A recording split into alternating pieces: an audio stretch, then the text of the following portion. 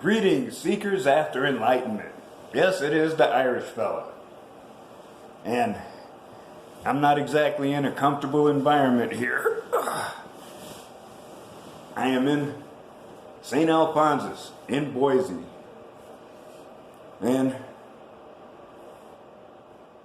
I've got stuff hooked up to me like I'm a science experiment, which I am.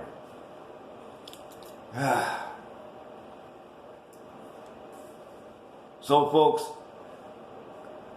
let's get real for a hot minute, okay? Now,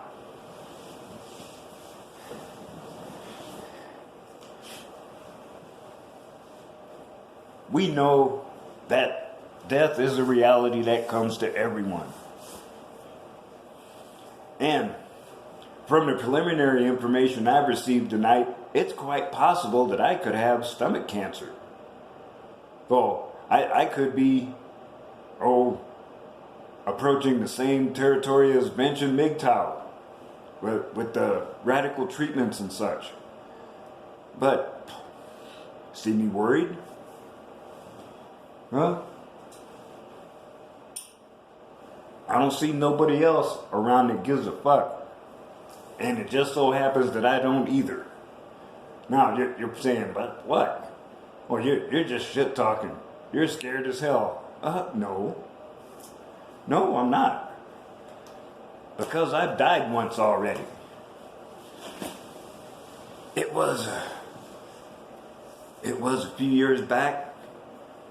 And I admit my time among the dead was short, but it was so relaxing. Dark, quiet, pain-free. And I've described it in another video. I said, perhaps it is a place where nothing exists until brought into existence by the power of your own mind. And, wow, Now, I have no idea, what was that true? Was that just a delusion induced by brain anoxia? Who knows? But regardless of circumstances, I've been dead before. I've practiced astral projection and had my spirit leave my body. So, those things that those who have undergone a near-death experience say have happened, yeah, being detached, seeing your body laying there in the hospital. I did that last year when I was under observation for heart attack symptoms. Yeah. And, even though a part of me just wants to throw my clothes on and just walk the fuck out of here. Part of me, says, I do have an issue, so, I might as well stay. Because, I got a few more things on my bucket list. And of course, if I happen to pass on to the other side before I get them all done, well, you are in no control of that. That is why you do not see me full of anxiety. And I know that some people, you will give them a cancer diagnosis and their entire world has fallen apart just like that. I was like, no. I mean, who knows how long I've been putting up with this condition. And I get the feeling it is me performing actions that are consistent with an upcoming video that made it possible for this to be known. I mean, ow. I was just kind of fumbling along. But, well, I can't really tell you any details without ruining the video, so we won't go there. Let me just say, you know, I'm doing a lot of research, and I'm doing practical applications of that research, and they are successful. And you will hear about it very shortly.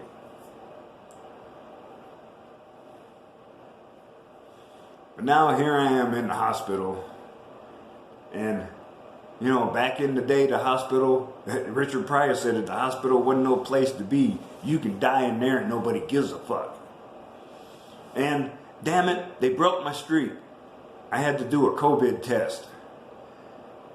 And I don't know if it's positive or negative, don't care. But I was getting checked into this room here, and the nurse says, "You want to take the flu shot?" Nope. Want to take pneumonia shot? Nope. Want to take COVID shot? Nope. I believe in strengthening my immune system naturally.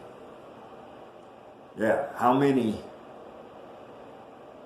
people are telling you to do that?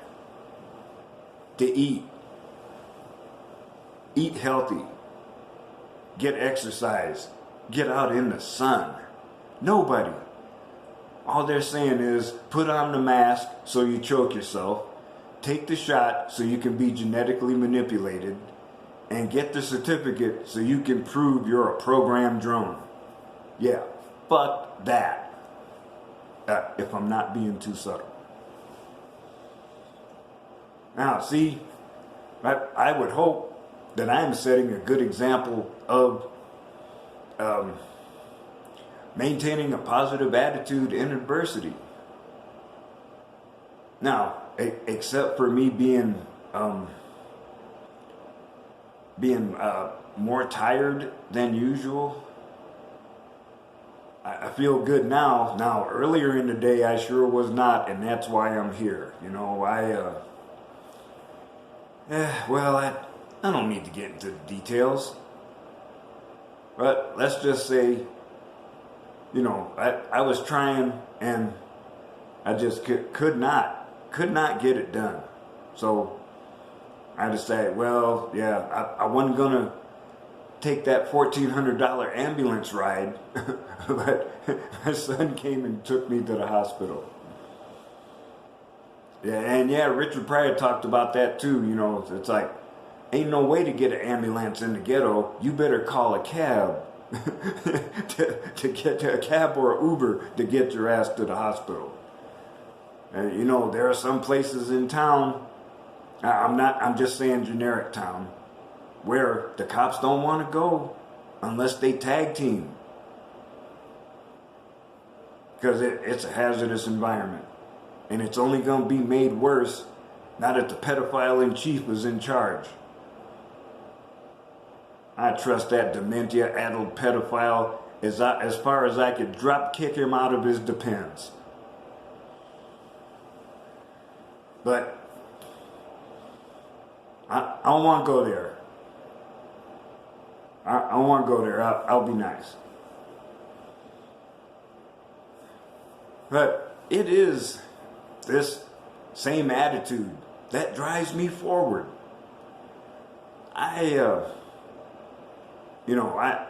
admit, you know, up the hill, I fell into hillbilly time. I mean, it was literally days of, well, it's raining, so I can't get on the RV and fix the roof. And, oh, what a beautiful day today. I think I'll sit outside and smoke a bowl and read. And it's like, whoops. Well, you know, it ain't raining, so I don't need to do that. Yeah. And then I'd end up in the next day or two outside in the rain, lashing down tarps. So the water wouldn't get through. But now, you know, excuse me. But, you know, life is a series of choices. And one of the things that makes me do my toothless old man smile is that there is nobody in my way. Now, it was a little rough on my ego today, you know, to I sort of had half a handle on what was going on, and what I was doing was partially effective, but, I'm a little sicker than I thought. So it's like, I'm telling myself, I know what's going on. I just need, to do what I've always done, and I'll be okay. But this time is not quite so easy. So I had to choke down my pride and actually go to the hospital. And,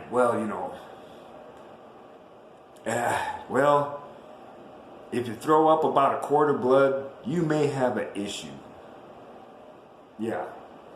So I did an MRI, and they do see some sort of strange mass that's sitting right near the outer wall of my stomach. And they're going to do an endoscope, and I will have a biopsy done tomorrow. And you can see, I already don't give a fuck if it's cancer or not. What? I can't do nothing about it right now. So, getting all anxious, saying, what if it is, what if it isn't? Don't matter. I get more information, then we'll go. And it's like, I'm already thinking, if it's cancer, no. You keep that Mickey Mouse chemo bullshit the fuck away from me. Because chemotherapy, well, yeah, it kills the cancer, but it half kills the rest of you too. And you're in bad shape, and you're an opportunistic victim to die of a secondary infection. Now, besides chemo, there is radiation treatment. And yes, that this radiation energy is what excuse me. This radiating energy is what causes ionizing damage from free radicals. But in a concentrated form, you can put a radioactive nodule, and they've been doing this for over 20 years. You can put a radioactive nodule next to the tumor, and you're pretty much blasting it. It would be almost like sticking the tumor in a microwave and cooking it. And that is a procedure first developed for treating prostate cancer. When if you try to adjust things surgically, there was a very good chance that you would make the man impotent for life because of the location of the prostate and its function. But now with the radiation treatment, you can continue to stand at attention, let us say. So, and I've seen videos of a kid having awful seizures. They gave him CBD oil. Within a minute, he had calmed down. Seen an old guy with severe Parkinson's. They gave him a blunt. 5 minutes later, he was kicking it. Completely relaxed. So I know, oh yeah, I may have an issue, and, I'm not a science denier. I'm here, and I'm going to let the people that have the expertise work on me to figure out what is happening. But after that, why would I get chemo? It's expensive and dangerous. Why would I take pharmaceuticals that are expensive and dangerous? unless it's something really needed like an antibiotic. Like, I don't trust pharmaceuticals. I mean, back in the day, you would see the ads for stuff, and it's like, yes, this is great, good stuff. And now, I was shocked to see, what was it? The world famous heartburn medicine. I can't remember the exact name. I think that was it. And it's like, this stuff has been around for years. And now all of a sudden, do you have a loved one who has suffered the following symptoms due to exposure to kids? What about that? Yeah, sorry. That's why I rarely go to hospitals, because even though they're talented and skilled in almost all cases, you have to remember that in its essence, medicine is also an art form. Yeah, this ain't like Star Trek where you're getting scanned and the computer automatically knows. It's like, oh, your blood work's a little bit off. Oh, you've got a cancer precursor. Let's give you a shot. Okay, you can go back to duty now. Yeah. Or when you see in the Next Generation, they got the little machine. Somebody's got a nasty cut right on their face. And they just got the little machine. Next thing you know, there ain't even a scar. Yeah, we ain't there yet. So, and remember, if you want to look at this from a truther perspective, the entire medical industry is designed to take advantage of you. And you're saying, huh? What? I know. Yes. Shocked Pikachu face. Yes, it's true. You do your research. Now, the American Medical Association, you've heard that phrase. Well, they weren't around all the time. They started up around the turn of the last century. The last century. It's funny that I got to say that now. And, like I've said before, free association is a libertarian principle. I have no problem with that. But then, that they do what every group does. They start applying pressure to make you conform to their idea of what's bona fide. You notice the incredible disrespect that midwives and chiropractors and herbalists get. And it was done on purpose, because the schools that taught techniques like that, they were gradually frozen out of the accreditation process. See, now it's so well entrenched, like, okay, well, we'll give you an example. Like, if you say Harvard Law School, oh, bam, not anymore with the political correctness crap, but way back in the day, someone said they graduated Harvard Law School, they were a bona fide badass mofo. And so imagine if someone had a grudge against Harvard. Now, of course, way back in the day, before the internet, you could get away with stuff like this. You've got this college and you're putting out great people, but you're not following the political narrative. Well, that's what happened. All these colleges that taught the alternative methods and holistic methods, they were all kicked to the curb. To put in the treatment model that we have today. And, there are a lot of diseases that are around that are still here because they don't affect that many people. And the drug companies, now, hell, I used to think I knew all this, but now, you know what? It's one of the downsides of being a truther, you know. Now you're not quite sure of anything you read anymore. But you see, you know, the convoluted approval process.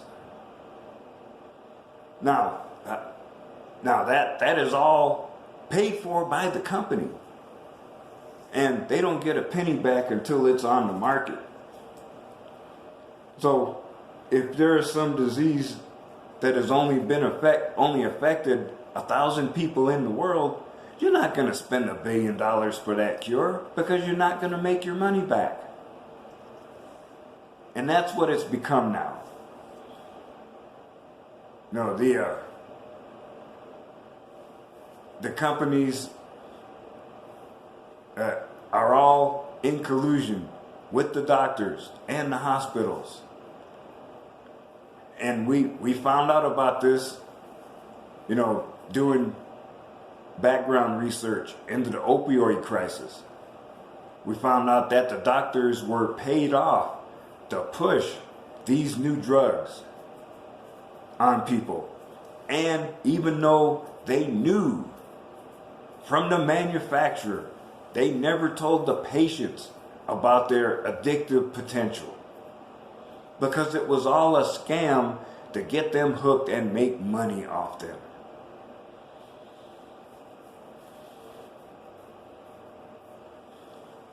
Yeah, I mean, people like me who want to approach things more naturally, we've got to hide in the shadows and search out the fringes to get this worthwhile information that is being suppressed. And now that the individual mandate for Obamacare is coming back, well, that makes a whole lot of sense. So now I'm retired and I'm poor, and I will be on Medicaid shortly, but I'm not now. So now, according to the dementia-addled pedophile in chief, because I don't have health insurance, I should be charged a penalty. How dare I not have health insurance?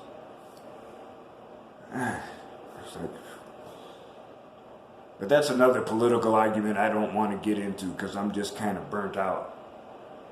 As we know, voices of reason like ours are being suppressed. Nobody gives a fuck about us average people.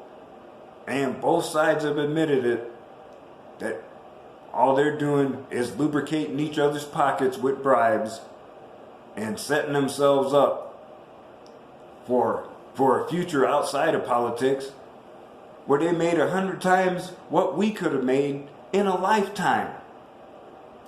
And then got the nerve to try to get more money from you. You're not paying your fair share. Fuck you. You're not earning your fair share. And what fair share of the money I worked for should I allow you to take? I mean, how much are you going to take before you decide it's fair? 10%? 20%? Well, hell, the combined tax burden is almost 50%. Why not just take it all and just give me an allowance? You know, give me that EBT card, and then if I say something you don't like, you turn the card off and I starve.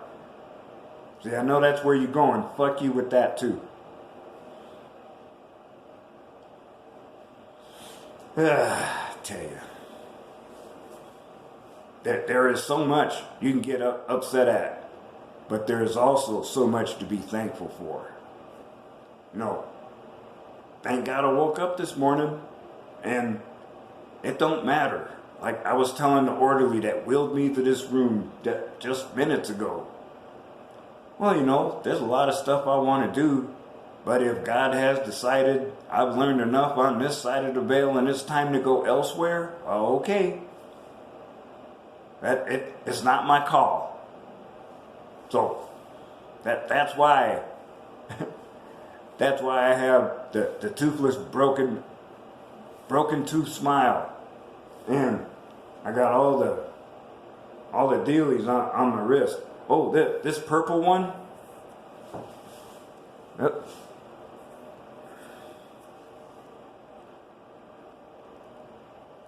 And that's right.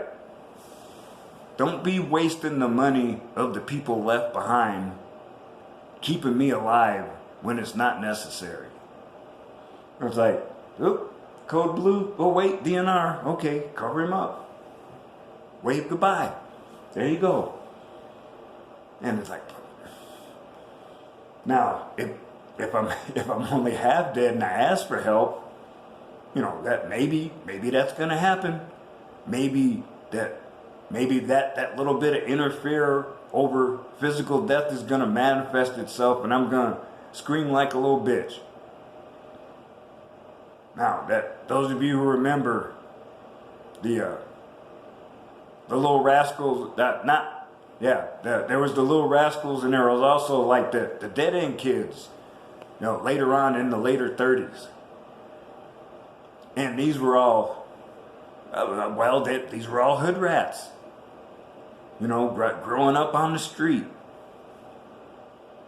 And I think it was James Cagney, he played a gangster who grew up on the streets, and he was bona fide. He literally did not give a F. And I mean, he's going to the old Sparky, the electric chair. And his priest is someone who grew up on the streets with him. And they have their little meeting just before he takes his Green Mile walk, and he says, hey, I know you're bona fide, but think of the kids. So who knows if he was really scared and was just choking it back, or he decided, to hell with it, I'll do it for the kids. But he acted like a little bitch. He was screaming, crying, and all that through the whole thing. And now all the kids are reading it in the paper. Says, oh my God, he cried like a little bitch. Well, it's in the newspaper. They wouldn't print it if it wasn't true. But maybe I'm going to be there, maybe I won't. But I say, it don't matter. And yeah, if I end up showing my fear, it'll be embarrassing for a little bit. But see, that's the way it is when you're honest with yourself. And it's not easy for me to remain completely motionless like this and wait for the professionals to do their job and provide me information so I can continue on my own. But it's what I have to do for now. But this is just a little speed bump before the start of my next series of adventures into Red Pill Enlightenment. I'm not going to let this stop me. Why? Hasn't stopped me up till now. And, if I have this minor procedure and take care of everything, I could be good for another 20, 30 years. You never know. Or I could get run over by a speeding school bus tomorrow leaving the hospital. You just don't know. But there's no reason for you to act scared. There's no reason for you to be scared. Because if you're, now I'm not saying my heart is pure. If your heart is open to what you should be doing, which is loving, supporting, protecting, and defending your fellow men, and you take a moment to thank the man upstairs for letting you draw a breath this morning, you will succeed. So brothers, I will be posting some updates on Discord tomorrow to let you know how I'm doing. But for now, I'm doing okay. And I am literally not worried about what the future will bring. Yeah.